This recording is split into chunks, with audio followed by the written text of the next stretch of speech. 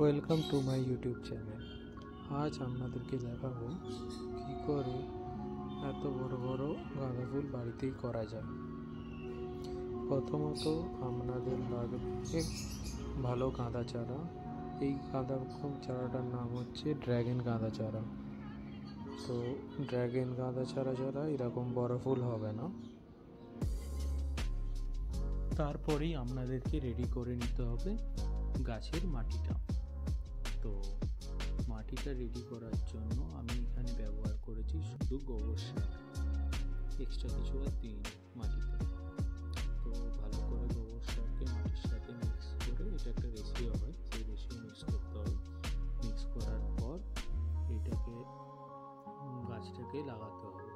তো গাছ লাগানোর পরে খেয়াল রাখতে হয়, যাদের বাড়িতে অনেক পায়রা আছে বা অন্য কোনো পাখি আছে, তো ওরা এসে অনেক সময় গাছগুলোকে কাটে। তো খেয়াল রাখতে হয় যাতে না গাছ না কেটে দেয়।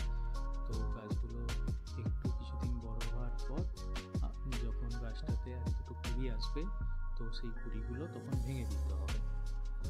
তো সেই কুড়িগুলো ভেঙে দেওয়ার পরে গাছটা দেখা যাবে আস্তে আস্তে ঝাড় নেবে, নয়তো গাছটা ঝাড় নেবে।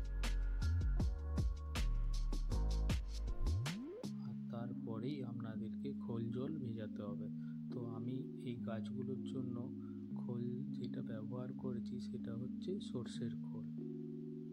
সর্ষের খোল যেটা চাপ চাপ খোলটা, যেটা লুজ গুঁড়ো খোল সেইটা নয়। তো এই সর্ষের খোলটাকে ভালো করে ভিজিয়ে প্রায় এক সপ্তাহ বাদে 7-8 দিন বাদে একটু একটু করে গাছে দিতে হবে, জলের সাথে মিক্স করে। ডাইরেক্ট যদি অনেকটা দিয়ে দেওয়া হয়, গাছগুলোকে পুড়িয়ে অনেক সময় নষ্ট করে দেয়। তো খোল জলটা দেওয়ার পরে কিছু দুদিনের মতন দেখতে হবে জলটা গাছটা আদৌ জল লাগছে কি না। তো খোল জল দিলে, কারণ গাছটা ভিজেই রয়ে যায়, সহজে শুকায় না, তারপরে যদি কেউ বেশি করে জল দিলে গাছগুলো মরে যায়।